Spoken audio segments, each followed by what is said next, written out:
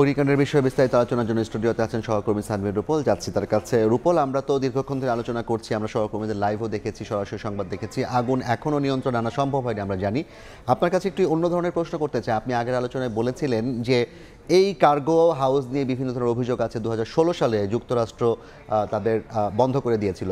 আমি যেটি দেখলাম, এই কয়েকদিন আগেই যুক্তরাজ্যের ডিএফটি, ডিপার্টমেন্ট ফর ট্রান্সপোর্টেশন, আমাদের এই কার্গো যে হ্যান্ডেলিং কিংবা কার্গোর যে ব্যবস্থাপনা সেটিকে শতভাগ মানসম্মত বলেছিল এবং পুরো এয়ারপোর্টের ব্যবস্থাপনাকে 93% তারা মানসম্মত বলেছিল। এর মধ্যে অগ্নিকাণ্ডটি ঘটলো, আসলে তাহলে কি মান তারা বিবেচনা করেছিল?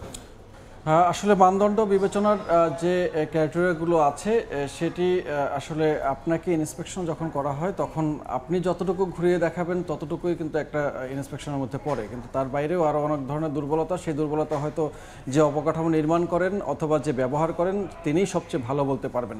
অন্যদিকে আরও একটি তথ্য তো তারও আগে বলেছিলাম যে আমাদের ফায়ার সার্ভিস বা যারা আছেন তারা প্রত্যেক বছরেই একটি করে তাদের ইন্সপেকশন করার পর সার্টিফিকেশন দেন এবং যেখানে যেখানে ত্রুটি আছেন সেই ত্রুটিগুলোকে ঠিক করতে বলেন। সেই বিবেচনায় দেখা গেছে যে গত কয়েক 5 বছরের মধ্যে আমাদের যে ফায়ার ইকুইপমেন্ট আছে সেই জিনিসগুলো কার্যত অচল অবস্থায় ছিল। বেশ কিছু লুপহোল সেখানে লক্ষ্য করা গেছে। তার মধ্যে সেই যদি আমি বলি যে 6টি ফায়ার পাম্প, ফোম লাইন, ধোঁয়া শনাক্তকরণ যে যন্ত্র, সেই সমস্ত যন্ত্রগুলো সেগুলো প্রায় নষ্ট ছিল। আজকের যে পরিস্থিতি বলতে চাই সেটি হচ্ছে আগুন নিয়ন্ত্রণে 37টি ইউনিট কাজ করেছে। তার মানে একটি ভয়াবহ আগুন ছিল এবং এরকম আগুন বাংলাদেশের কোনো বিমানবন্দরে আর কখনোই দেখা যায়নি। আবার যদি বলতে চাই যে সেখানে আহত হয়েছেন বেশ কয়েকজন, তারা এখন কুর্মিটোলা হাসপাতালে ভর্তি আছেন। 25 জন এবং সবশেষ 25 জনের কথা শোনা যাচ্ছে, এখনো পর্যন্ত আমরা পুরোপুরি বিস্তারিত জানতে পারিনি।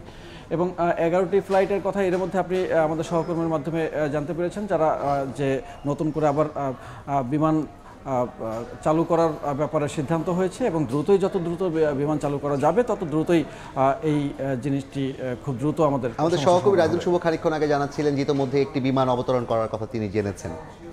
হ্যাঁ, বিমান অবতরণ করার কথা জেনেছেন, তার মানে হচ্ছে বিমানটি সচল হওয়া শুরু করেছে। কিছুক্ষণ আগেই আমাদের বেসামরিক বিমান ও পর্যটন উপদেষ্টা তিনি আমাদেরকে আশ্বস্ত করেছিলেন যে খুব শিগগিরই বিমানবন্দরটি চালু করা সম্ভব হবে।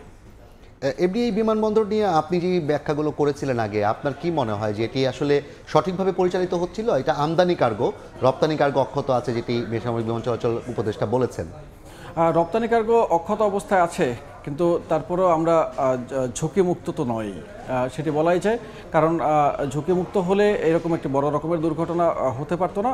হয়তো দুর্ঘটনা যদি হয়েও থাকতো সেটি আমরা 7 ঘন্টা পরিস্থিতি, এরকম পরিস্থিতির মধ্যে ঠেলে দিয়ে আমরা নিয়ন্ত্রণ করার চেষ্টা করতাম না।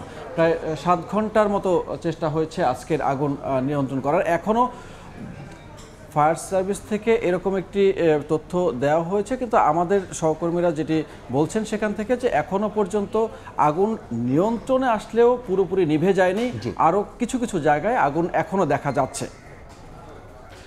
এবং প্রাথমিকভাবে আপনি বলছিলেন কিছুক্ষণ আগে একটি প্রতিবেদনও যে 10,000 কোটি টাকার মতো ক্ষয়ক্ষতির আশঙ্কা করা হচ্ছে এবং একটু আগে যে অব্যবস্থাপনা দুর্বলতার কথা বলছেন সেটি এখানে কিছুটা দেখা যায় যে 5 বছরের অচল অবস্থা আপনি নিশ্চয়ই একদিনে নিরসন করা সম্ভব নয় এবং আজকের দিন থেকে শিক্ষা নিয়ে নিশ্চয়ই কর্তৃপক্ষ যারা আছেন তারা সামনের দিনগুলোতে এটি ভাববেন।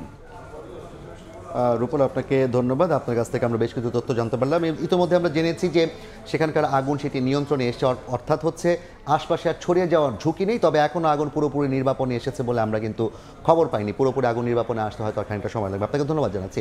আমাদের সঙ্গে যুক্ত হয়েছিলেন সহকর্মী সানভীর রূপল, জানাচ্ছিলেন আজকের যে বিমানবন্দর অগ্নি দুর্ঘটনা সেটির আগের খবর এবং অগ্নি দুর্ঘটনার পরবর্তীতে কী অবস্থায় আছে সে বিষয়ে বিস্তারিত।